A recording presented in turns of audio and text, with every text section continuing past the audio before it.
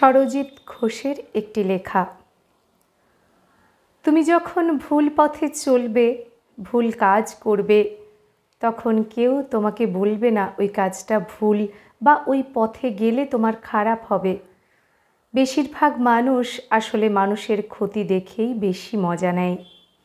কিন্তু তুমি যখন সঠিক পথে চলবে, সঠিক কাজ করবে, নিজের লক্ষ্যে পৌঁছতে চাইবে, তখন দেখবে তোমার চারপাশে ভিড়।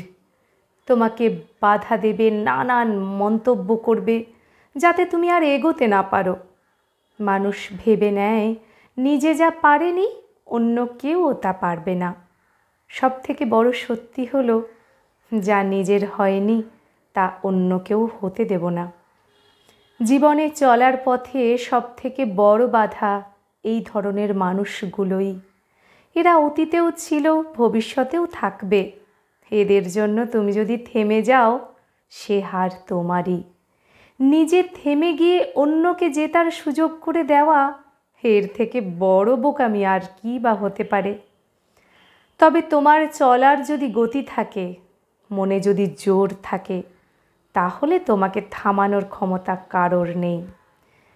এই তো দেখো না, এক গ্লাস জল মেঝেতে ঢেলে দিয়ে তাকে একবার আটকে দেওয়ার চেষ্টা করে দেখো তো, দেখবে সেও থেমে নেই।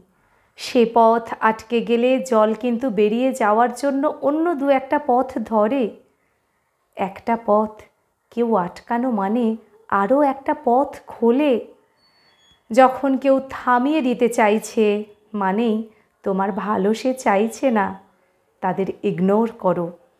এই পৃথিবীতে ভালো চাওয়ার মানুষ খুব কম, তবে নিজের ভালো নিজেকেই চাইতে হয় আগে। দেখবে ভালো মানুষকে পাশে পাবেই। ধন্যবাদ।